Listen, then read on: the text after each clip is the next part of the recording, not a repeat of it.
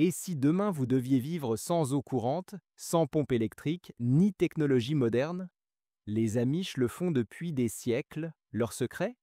Un système simple, robuste et 100% autonome.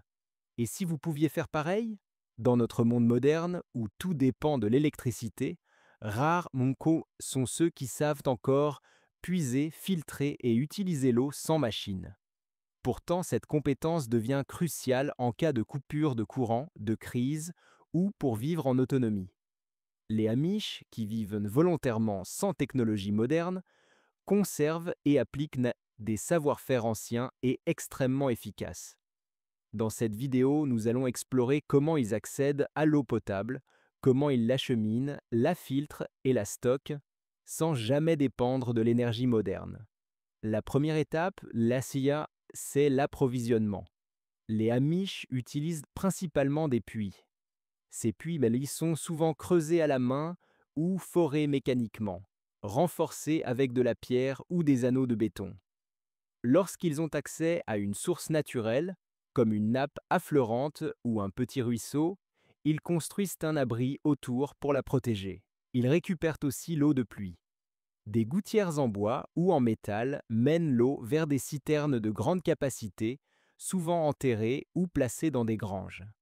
Cette eau, bien que naturelle, n'est jamais utilisée directement sans un minimum de filtration. Sans pompe électrique, les Amish se tournent vers des systèmes mécaniques et hydrauliques. Le plus simple, la pompe à main. Installée directement sur le puits ou à l'intérieur d'une cuisine, elle permet de puiser l'eau à la force des bras.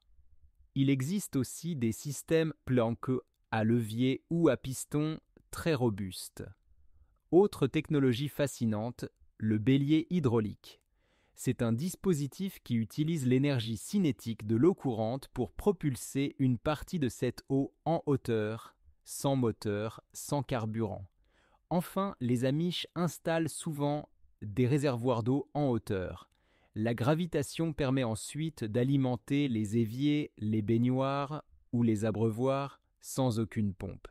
Une fois l'eau collectée, elle doit être purifiée. Les Amish utilisent plusieurs techniques. Les filtres à sable lent, qui reproduisent un processus naturel de purification. Le charbon actif, souvent fait maison, qui absorbe les impuretés. Les filtres messiatifs et qui est en céramique, très populaire car réutilisable et efficace contre les bactéries. Pour conserver l'eau, ils utilisent des barils en bois de chêne, des jarres en terre cuite ou des réservoirs métalliques émaillés. L'eau de pluie, plus exposée à la contamination, est bouillie avant consommation ou réservée à un usage non alimentaire. Un puits mal entretenu peut devenir une source de maladie. Les Amish en ont conscience et appliquent des règles strictes, inspection régulière du puits et de ses parois, nettoyage périodique avec des outils simples, protection des abords. Pas d'animaux, pas de produits chimiques à proximité. Ils font aussi preuve de bon sens. Jamais de stockage d'eau dans des contenants douteux, pas de contact entre l'eau potable et l'eau usée. Chaque famille apprend très tôt l'importance de ces gestes. Vous n'êtes pas Amish? Pas grave, leurs techniques sont adaptables. Installez une pompe à main sur votre puits de jardin, créez un système de collecte d'eau de pluie pour l'arrosage ou les toilettes, filtrez l'eau naturellement en cas de pénurie, construire une réserve d'eau pour l'urgence.